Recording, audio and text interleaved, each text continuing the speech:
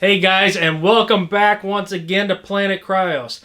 As you can see beside me, we have my computer case, and what we're going to be doing is stripping all the parts out of it, well, mostly all the parts out of it, and swapping them to the Corsair 5000D. And this case is the Corsair 780T or the T7080. I always get those swapped, but it's one of the two. They're about the same price, but this case is a little older in style and just some things about it. So, but join me in this build. I'm not going to go step by step removing everything, but we'll see how it goes, because I don't want this to be too lengthy. I want the primary spot to be focused on the Corsair 5000D, where it's just, you know, you guys have seen this case. I built in this case. It's an older case. The Corsair 5000D is brand new. Excellent case. I will post a link down below for the actual review for that case if you're wondering, you know, some closer up shots for some of the components on the case and how it's designed and all that. It's really nice. So anyway, join me for the build.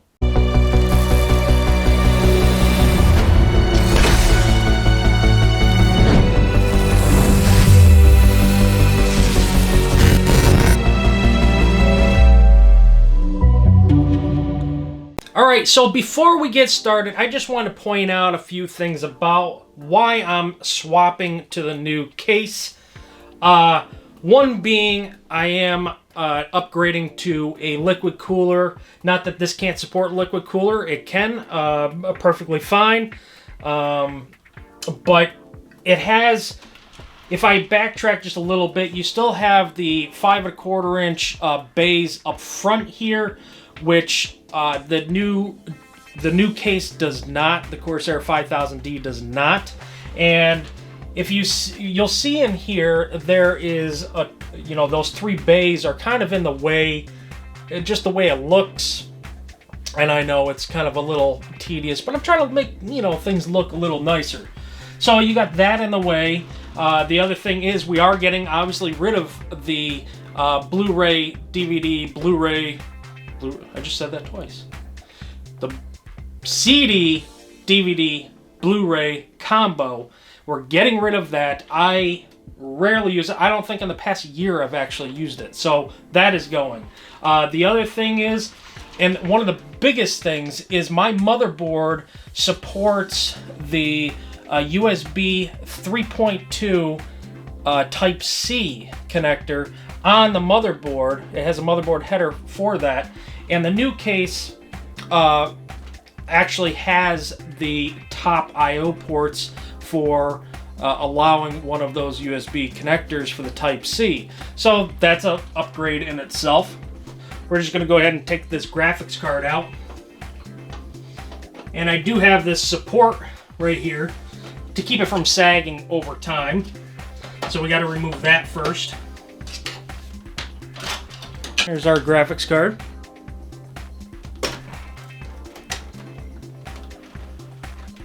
We're going to go ahead and take this cooler off because we're no longer going to need this for the new build. Alright, so now we got the cooler off. This will just go in some spare parts. I'm going to go ahead and take a minute to get the thermal compound off of the CPU at this time. At least just, you know, the big portion of it. And we'll clean it up with some alcohol, some 99% alcohol, when we get ready to put the other part on. Alright, so now we're pretty much ready to take this motherboard out. I just have to take these SATA cables off.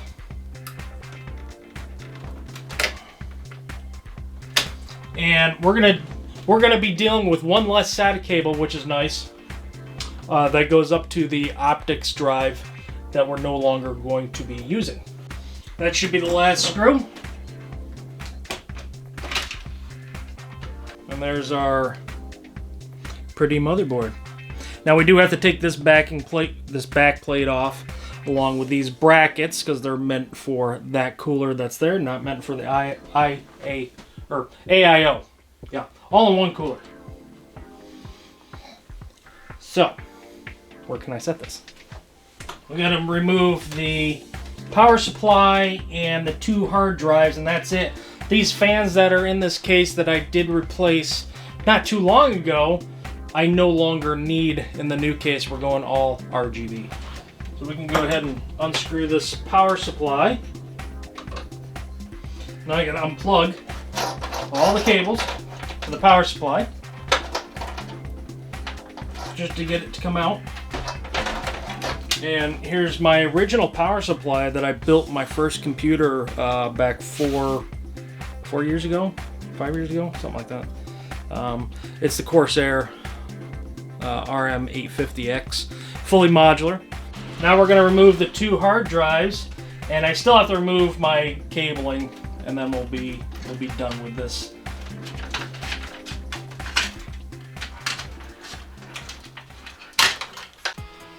Ah, the beauty. This is it. You getting dizzy yet?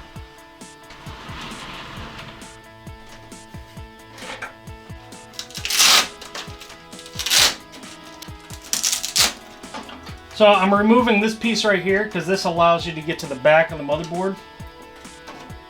Alright, so down here there is a bay for 2 3.5-inch mechanical hard drives that it can support, but we're going to take this completely out so we have plenty of room for our power supply and any extra cables that we have. It just has 2 thumb screws, and we should be able to, yep, just pull it right up. It has the ability to move over in like 3 different positions, and you know, that's just basically it. This would be a good time if your power supply, if you're switching cases like this or anything like that, a good time to maybe blow out your power supply, but I do it regularly, and there's no real need for it. Now, power supplies go with the fan facing down on the cases where the power supplies are mounted on the bottom. You'll see there's a filter underneath to grab any dust particles that is trying to suck up through or pull up through, and you just clean that out primarily. So we'll put our, actually what I'm thinking now, it might be a little difficult to put in the cables, so you know what we'll do? We're going to save power supply for last. Let's get the motherboard in. When we get this, we have to count our holes. This is set up right now for, I think, ATX. So we have all, yep, it's all set up directly for this, and there's no extras that's going to cause any issues. So, but what we also have to keep in mind, when this goes in, are we going to be able to put in the pump up top with the motherboard in? That's a good question. I don't see an issue with it, so, but what I do remember one guy talking about is after he put the radiator up on top, he actually didn't have enough room to put the CPU connector for the motherboard on. So we're going to do that first. So we have our motherboard. Since I'm not overclocking this comes with 2 connectors for the CPU power. One's an 8-pin, one's a 4-pin. The 4-pin's an additional power in case you're overclocking and doing that. We're not overclocking. I'm perfectly fine just with the 8-pin. So unfortunately, my mic power dropped out, and this happened without me knowing for quite a while here, so I'm going to do some voiceover.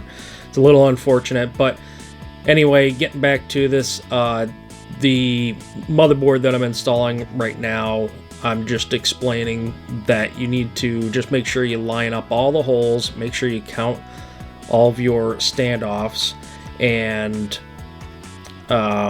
normally right there where you see I'm putting in the screw, I just took out a screw from that hole because when you took it out from the other case, that case had a standoff. This case has not a standoff, but it has a little nub sticking out to where the nub goes through the screw hole and allows it to just sit there. I don't know why they do that, but it does make for a nice point to where it kind of holds the motherboard in place, and it's kind of a guide. So just be aware of that. So now basically I'm just going to finish up putting all the screws in and snugging them down. Do be mindful also of this back plate. If your motherboard doesn't come with a I/O shield built into the motherboard and you're installing it yourself, just make sure when you go to slip the motherboard and all the USB points, just make sure that they're in there and that there's nothing obstructing it when you put it in. I am now removing the rear case fan that it came with, the 120 millimeter, because we are exchanging this for another 120 millimeter RGB.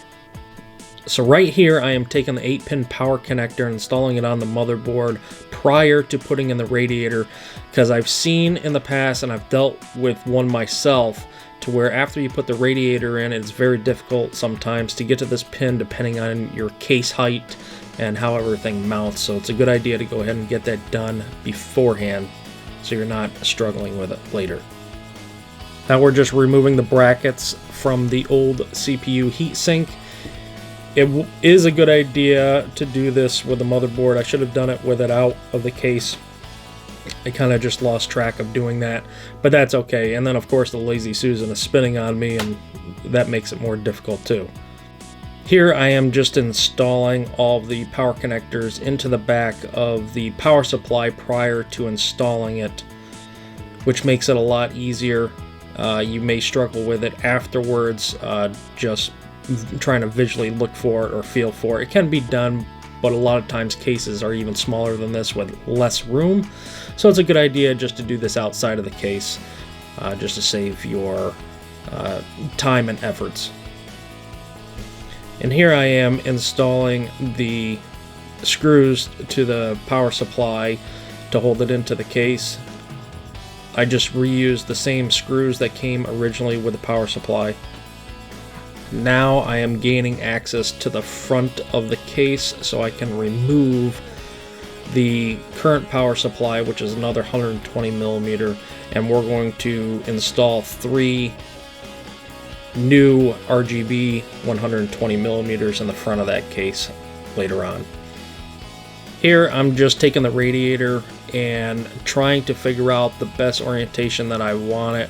I kind of already knew the direction I wanted to go, which is the other way, which I will flip it around and demonstrate that. I just wanted to see the clearance and what it would look like and make sure that the hoses and the pump will actually reach the CPU before I go ahead and dedicate myself to putting that on. And which it did look okay, and that's the way we're going to proceed.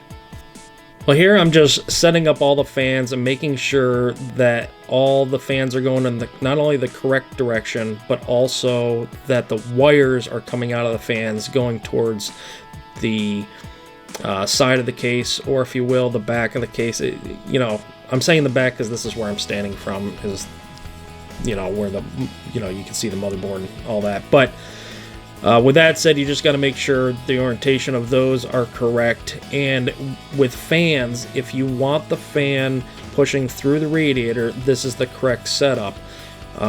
With the fan blades on the open side of the fan bracket, that means the air is being drawn from that side and pushed through the other side.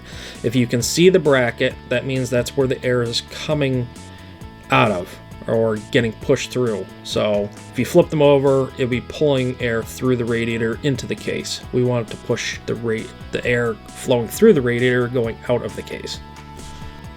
And now I'm just going to snug up all of the fans with the supplied screws. You do not need to use the washers that come with it. The washers are meant for the top of the case for mounting with the shorter screws. This is also capable of doing what's called a push-pull method. You can put another set of fans on the other side of the radiator, but it won't directly go on the radiator. You'll install the radiator in the case, and then you will take the fans, the additional fans that you must purchase, and put them on top of the case, and use the additional long screws to go through those fans through the case into the radiator. And that's the way that gets mounted. If you're not using the push-pull method, then you're going to use the short screws with the washers, and those are going to just go through the case into the screw into the radiator.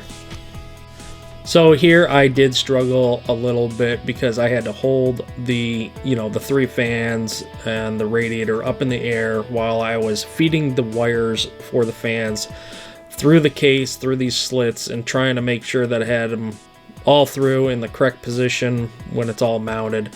So it was a little struggle there, but all in all, it worked out and everything was fine.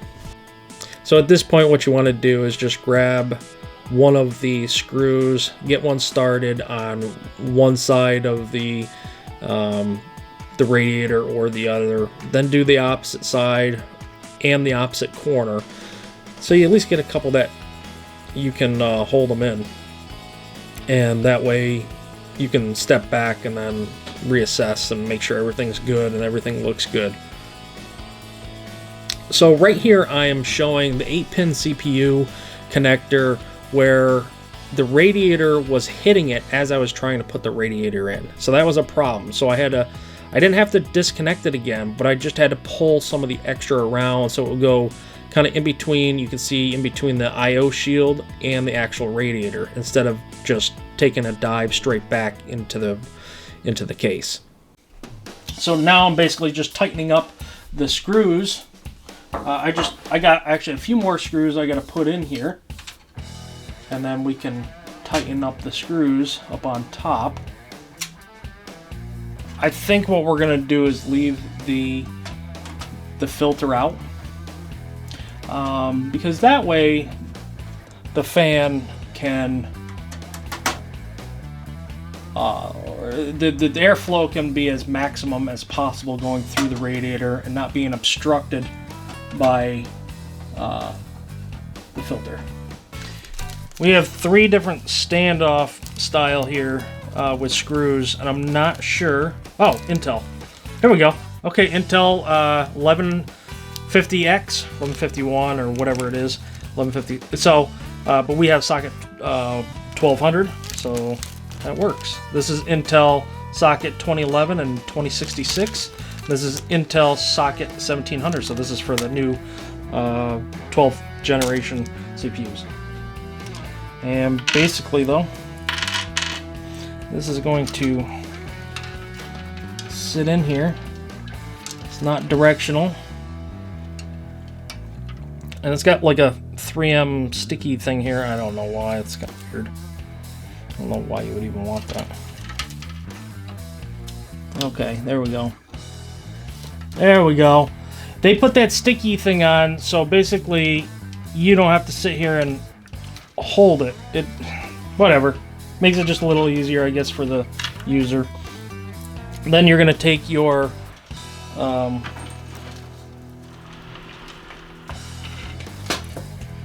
standoffs, and they're either direction.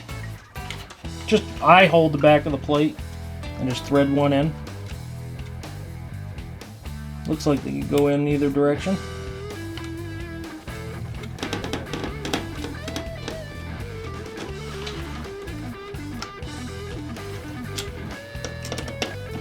I like to do opposite corners, get them all snug. We are ready to put the actual pump on there, aside from cleaning with our 99%. 99% is the best to use. You can use the 90 or 91. You can also use the 70% if that's all you have available. It's just diluted with a little bit more water, that's all. In the kit, it also came with these thumb screws. And you can see the thumb screw there. Guess what those are for? You can either use your hand for the majority of it, hopefully, or you could stick your Phillips screwdriver in it and torque these down. So, and how we're going to mount this is just like that. So we'll have to figure out, like I said, where we're going to put it. But this is at this time we can go ahead and remove this plastic protective cover. And that's our thermal compound on there.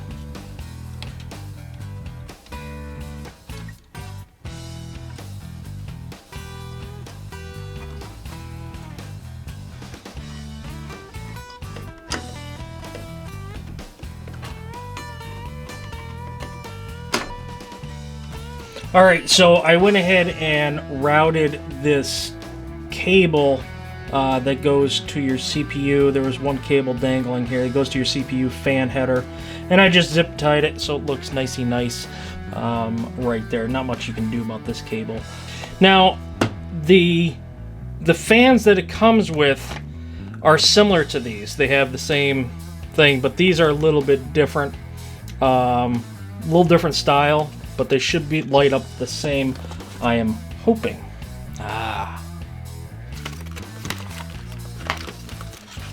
It does come with its own screws.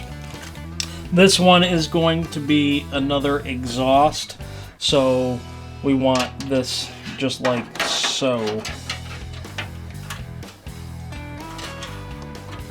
The back of this actually adjusts, so you can put this, you know, in different positions. It's not really going to matter which position it's in, because we're not dealing with a heat sink right now, or anymore at this time.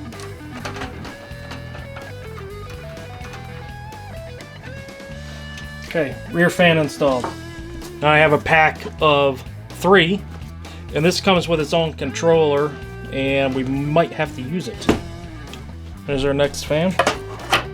Here is our appears to be our controller. I've basically got just a mini controller.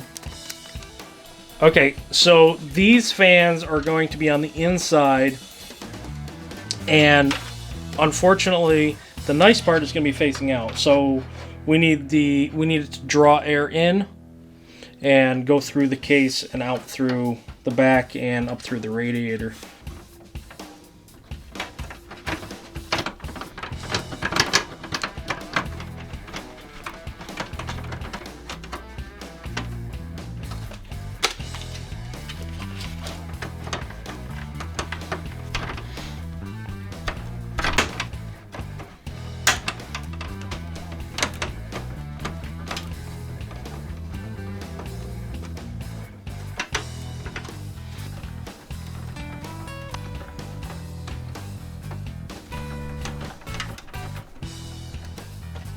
We can put our mesh back on here. Done with that. Our front panel can go back on, because that is complete.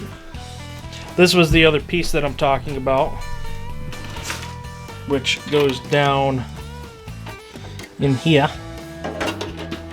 like so. There we go. There we go. This is a mess back here.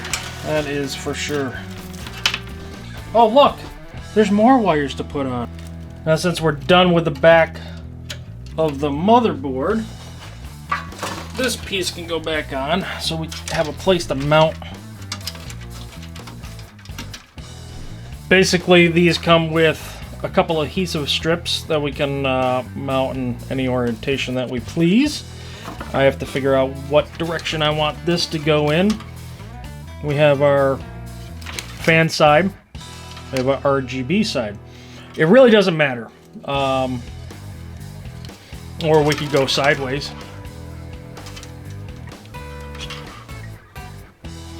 Sideways might make a little more sense, to be honest. I think that's what we're gonna do. Okay, so you align the white dot with a white dot goes up on top.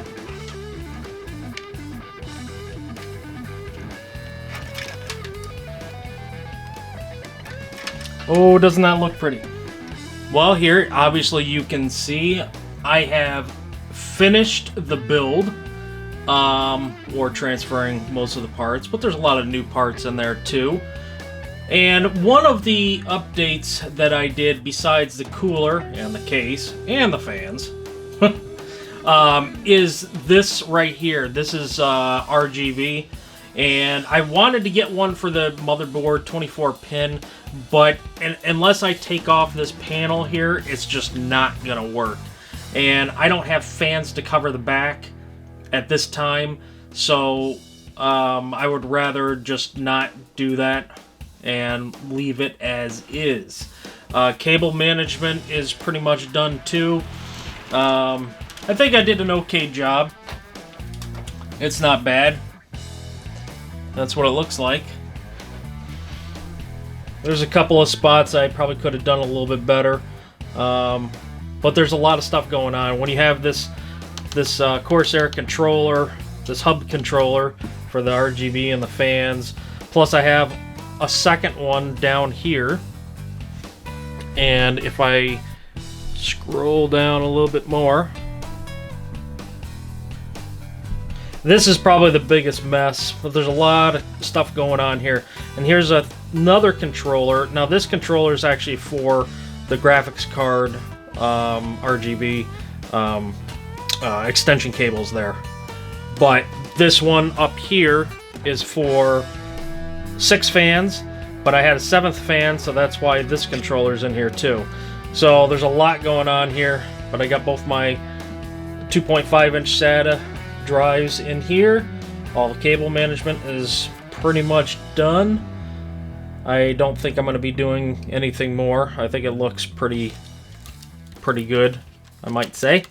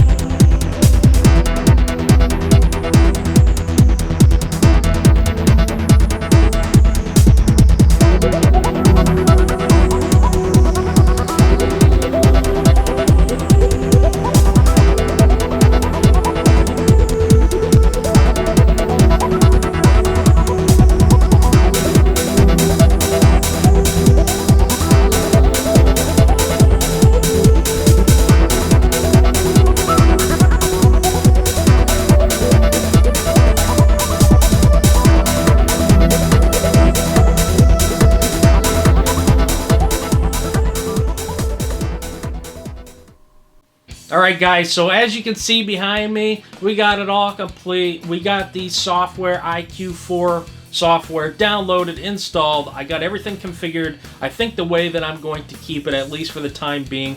The only exception is that I can't change and manipulate to exactly match what's going on with between the fans and everything else, is the cable extensions for the graphics card. That comes with its own little remote control type setup, which is in the back. You set it, you just put it in there and kind of forget it. So guys, hit that share button, hit that like button, and hit that subscribe button. And don't forget to hit the bell icon to get notified for any future videos. And leave a comment down below if you wish. I enjoy answering any of the questions, as long as they're not super negative. To you people out there that are negative, I hate negative people. So anyway, yeah, go ahead and do all that, and I will see you guys next time. Take care.